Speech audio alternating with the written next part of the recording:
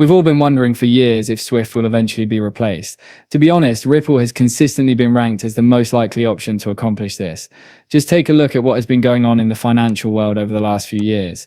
Isn't everything changing? The transition from outdated paper-based methods to new digital processes that are far faster and more efficient is something we are actually witnessing. But here's the deal. Swift simply lacks the technology necessary to make all of this conceivable when you look closely at it. They continue to operate in an antiquated manner. In this new tech arena, however, players like Ripple are dominating, and XRP and the XRPL are also accomplishing some pretty amazing things.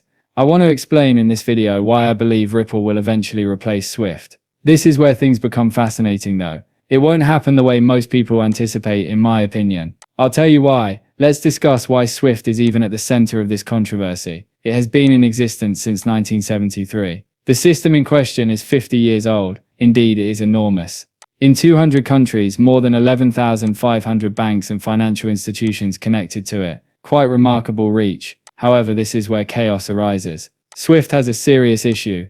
The US essentially controls it, and it has been transformed into this financial tool by us. We've really utilized it to impose sanctions on nations all over the world. We have turned a global network of more than 11,000 banks into a weapon. And what do you know? Many nations are completely tired of this. They're tired of following US regulations only to transfer money elsewhere. Consider Russia. Recall that we essentially threw them off Swift and weaponized the dollar when we imposed those sanctions on them back in March 2022.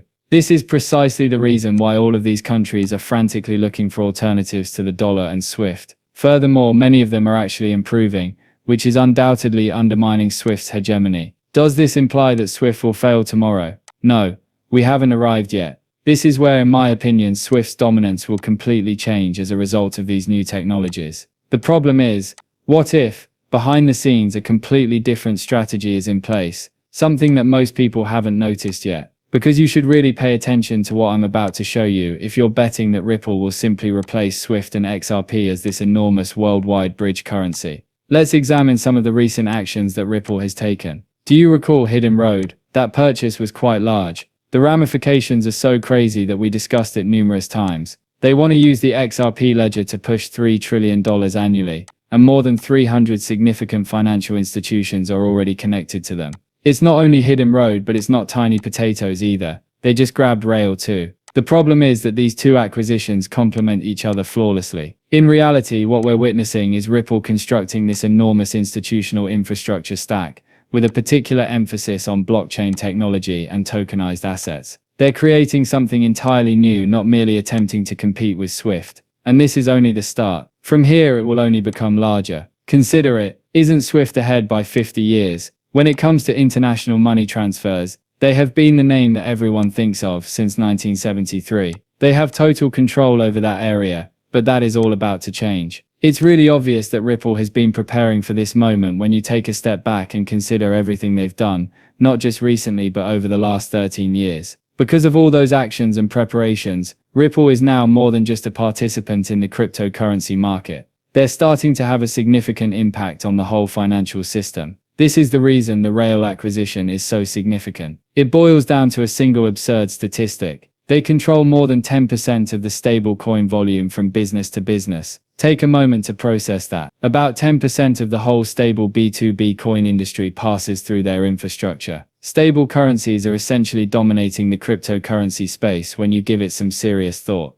We currently hold more than 1% of the world's M2 money supply. That is enormous. And I just look closely at where this might go by 2030. And the figures are astounding. Here we are discussing exponential growth. In all honesty, I believe that stable coins will eventually take over the worldwide M2 supply. In the not too distant future, we're most likely looking at 10% or more. And who knows, in the future it might even be 100%. Everything is in motion. The tokenization of everything is happening. Furthermore, this trend is not only continuing. In fact, it's accelerating wildly. Therefore, it is rather easy to understand where stable coins are going in terms of the world money supply. When you look at Train owning 10% of B2B stable coin volume. What's fascinating is this. Many are referring to the Rail acquisition as Swift's major warning shot. We're coming for you, Swift. They're essentially saying. Paul Barron's post about this being Swift's wake-up call is a perfect example. He explained why this $200 million Rail purchase is so revolutionary. And it's not simply because Ripple is making massive money. Take a look at what Rail has to offer. 10% of the enormous $36 billion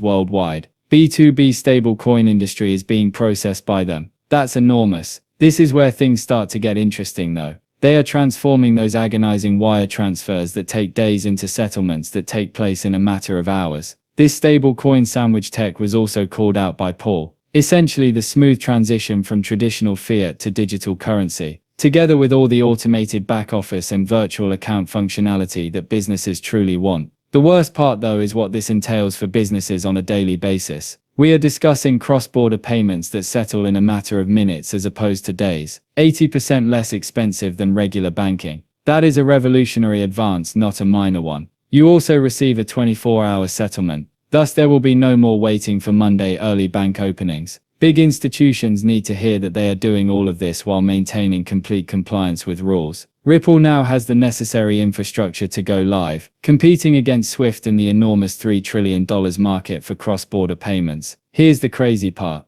All of Ripple's actions are a component of this larger plan. It all comes down to expanding this valuable internet they are constantly discussing. Here's the big question though. Will SWIFT be included in this new world, or will they be left behind? There's something truly intriguing going on here, even though everyone is saying, look, Ripple is just trying to destroy SWIFT with these acquisitions. Take a look at this. One important point regarding the Rail acquisition was brought up by xrp+ripple. In fact, this device supports a number of payment rails, including SEPA, Fedwire, ACH and SWIFT. Therefore, it's not as though SWIFT is being excluded entirely. In reality, they are connecting to several networks. And now is the time for folks to keep in mind something I've been saying about SWIFT for ages. In reality, they don't settle and clear payments. SWIFT is essentially a messaging app. The real clearing and settlement work is being done by all those other players that are associated with SWIFT. This explains why everything takes so long. Perhaps this isn't about completely replacing SWIFT. Perhaps it has to do with something quite else. I believe that those who claim that SWIFT will be replaced by Ripple are failing to see the wider picture.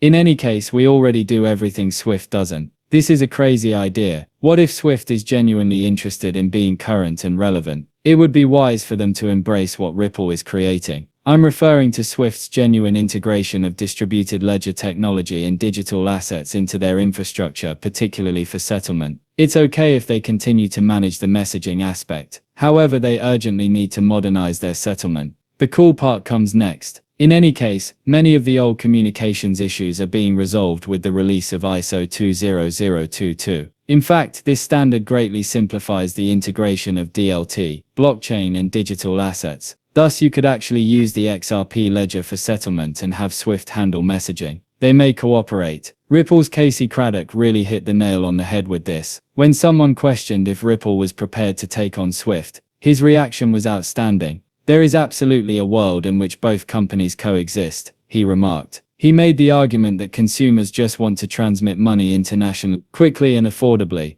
They simply want a better experience. Listen carefully to what he's actually saying. Now let's examine Ripple. What is the current state of affairs with cross-border transactions? SWIFT, is it prepared to compete? As you said, we began by attempting to resolve the multi-trillion-dollar cross-border issue. Payment difficulty and blockchain technology effectively addresses that issue. And in contrast to some of our competitors in the market, we have been doing this for more than 10 years, process more than $70 billion, and are able to pay out to 90 markets worldwide with ease. And we have a great chance to jump ahead because of this. Regarding your direct question about SWIFT, I believe